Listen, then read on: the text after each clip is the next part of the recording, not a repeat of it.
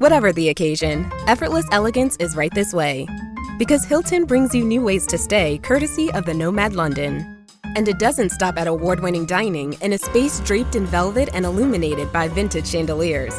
No, this day goes beyond with unparalleled personalized service and attentive hospitality. Oh, and did we mention the Nomad London can be booked using your Hilton Honors points at Hilton.com?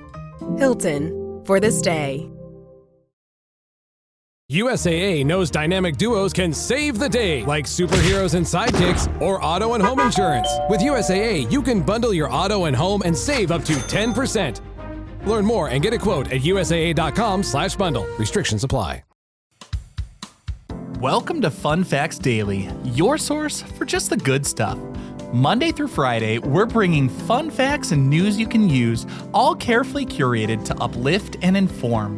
So give yourself a break, relax, and learn something awesome in just a few minutes every day. Hi everyone, thanks for tuning in to Fun Facts Daily. I'm your host Kyle Wood. Today we'll be learning all about the iconic animated sitcom, The Simpsons. This show has been a cultural phenomenon for decades, beloved by generations for its satire that strikes just the right balance of silly and smart humor. Satire is a sophisticated form of humor that challenges the audience to look beyond the surface. Its comedic power lies in the gap between what is presented, often an exaggerated or absurd scenario, and the underlying truth or societal flaw it's actually critiquing. Thinking critically, regularly questioning what we read, see, or hear is a fantastic habit for keeping our brains sharp, engaged, and healthy in the long term. So before we get into the facts, let's warm up our brains with a little challenge to see if you can tell truth from fiction. My inspiration for this episode came when someone told me something that made my ears perk up a bit. They told me that The Simpsons got their bright yellow skin tone kind of by accident. When Matt Groening was first sketching out the characters, he was in a hurry and just grabbed the first color he could find, assuming the animators would fix it later. But the animators assumed that's what he wanted, so they went with it. What do you think? Is that an actual fact or too good to be true? We'll find out at the end of this episode.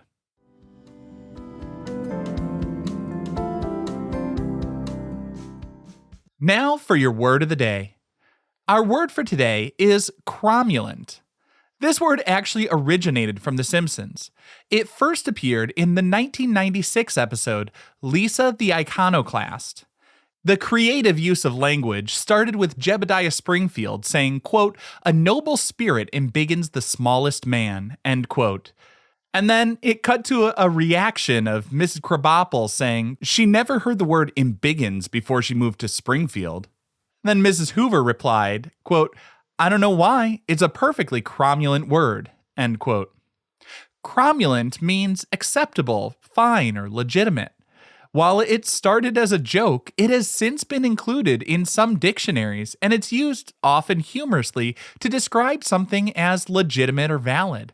It's a testament to the show's incredible cultural impact, even shaping language itself.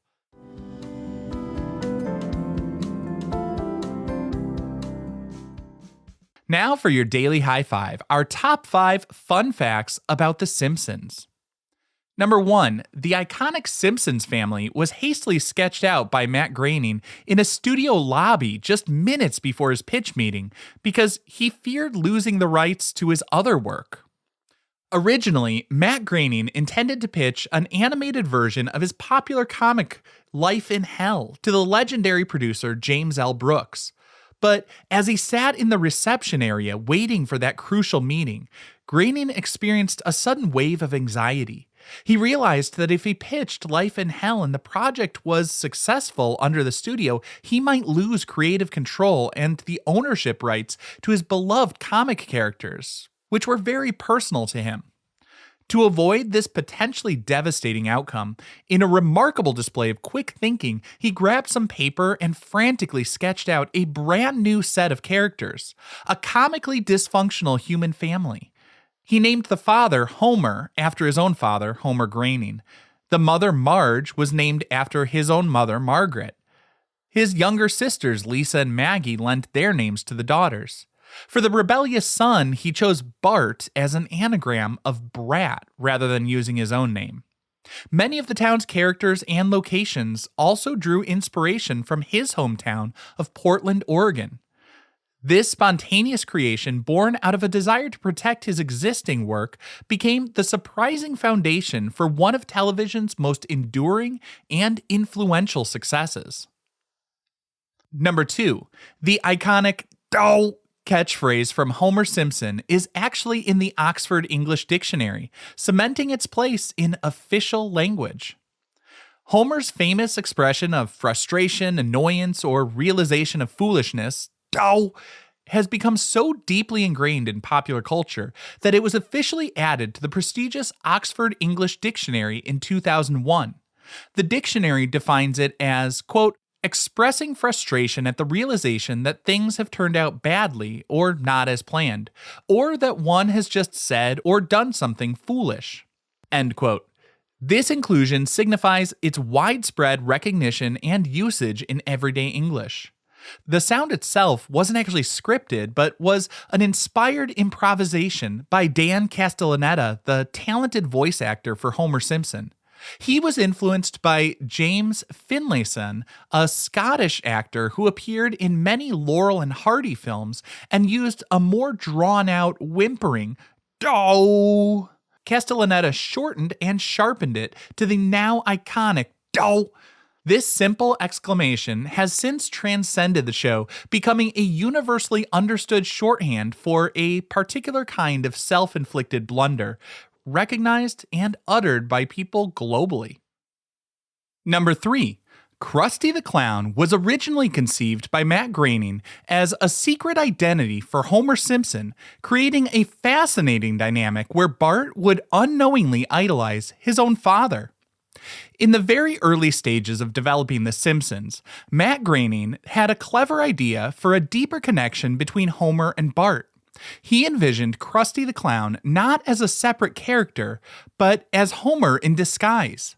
The comedic appeal of this concept was rooted in the irony. Bart, who often showed little respect for his bumbling father, would simultaneously worship Krusty, Springfield's premier children's entertainer, without realizing they were one and the same person. Groening thought it would be a rich source of humor and pathos if Bart's hero was secretly the father he frequently ridiculed. But as the show's universe began to expand and storylines were being developed, this dual identity concept of Homer and Krusty was deemed a bit too complicated to sustain for a regular series. The writers decided it would offer more storytelling opportunities if Krusty were his own distinct character, allowing them to explore his own troubled life and career. Despite dropping the original idea, the show did later pay a clever nod to this initial concept in the classic Season 6 episode, Homie the Clown, where Homer enrolls in Krusty's clown college and, for a time, hilariously and disastrously impersonates Krusty. This allowed them to briefly explore the comedic potential of Homer as Krusty without the long-term narrative consequences. Number 4. Paul McCartney's guest appearance on The Simpsons came with a specific and lasting condition. Lisa Simpson had to remain vegetarian for the rest of the series. In the memorable Season 7 episode, Lisa the Vegetarian, Beatles legend Paul McCartney and his then-wife Linda McCartney, both staunch animal rights activists and committed vegetarians, agreed to lend their voices to the show. But their appearance was contingent on one important character development. Lisa's newfound commitment to vegetarianism couldn't be a one-off joke.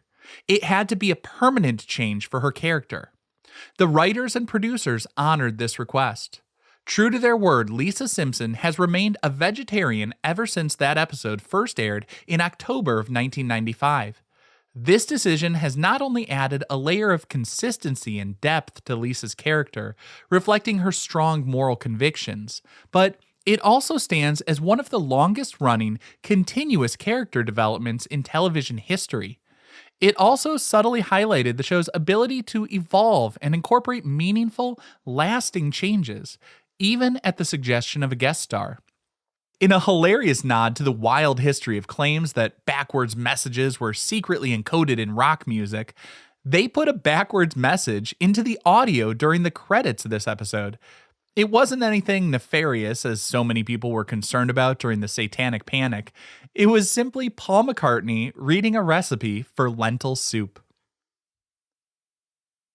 Our fifth and final fun fact, The Simpsons holds the remarkable title of the longest-running primetime animated series and the longest-running sitcom in American television history, having first premiered as short segments on The Tracy Ullman Show in 1987 before launching as its own standalone series on December 17, 1989. The Simpsons has broadcast over 750 episodes and continues to produce new seasons. This incredible longevity is unprecedented in American primetime television and has allowed the show to satirize and comment on several decades of social, technological, political, and cultural shifts, both in America and globally. Its enduring popularity has not only earned it a multitude of awards, including over 30 Emmy Awards and a Peabody, but it's also cemented its place as a true television legend.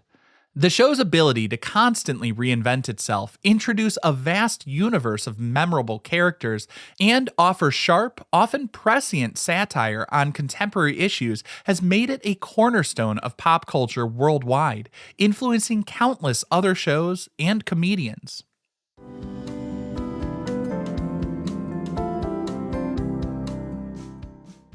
Time for some news you can use. Here's a fun way to engage more deeply with The Simpsons.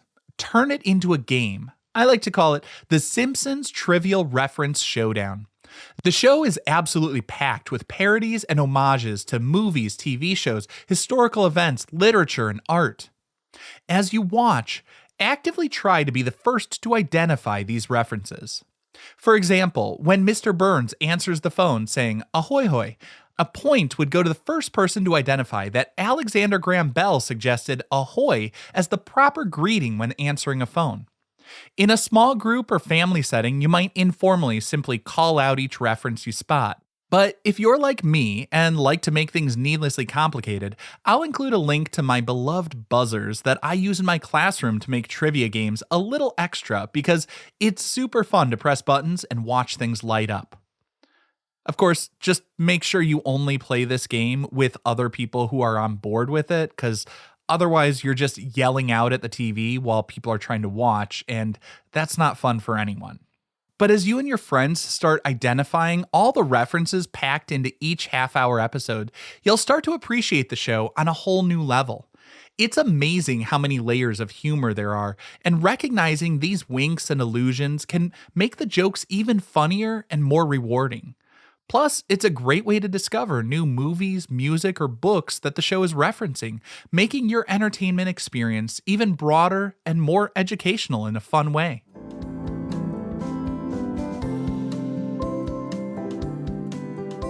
Now for the moments you've been waiting for. Earlier, I asked if The Simpsons' iconic yellow skin color was an accident, a result of Matt Groening quickly grabbing a color and animators mistakenly running with it.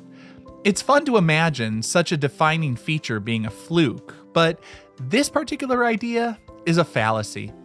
The truth is, the decision to make the Simpsons characters yellow was very much intentional. Groening has said that he wanted a color that would grab the attention of channel surfers. The idea was that if someone were flipping through channels and saw this bright, unusual yellow flash on their screen, they'd stop and wonder what on earth they were looking at. Hopefully, long enough to get hooked by the show's humor and unique style. And as they were developing the show, one of the animators suggested the distinctive yellow hue that would become so famous. Of course, while that color choice was very deliberate, the early days of The Simpsons certainly had their share of improvisations and learning curves, especially in its visual development.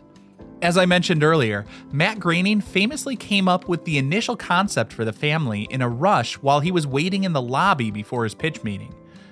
This being his first foray into a full-fledged animated show, he provided the animators with relatively basic, somewhat rough sketches. Groening has said he assumed the professional animators would clean them up and refine them significantly, but the animation studio, Klasky Csupo, largely embraced the rawness of his initial drawings, which contributed to the distinct, slightly off-kilter look of the early shorts and the first season of the show. So, while the yellow was a calculated move for maximum impact, the journey to the polished look we know today definitely included some happy accidents and on-the-fly creative decisions. I hope you enjoyed learning about The Simpsons with me. Be sure to tune in every weekday for even more fun facts.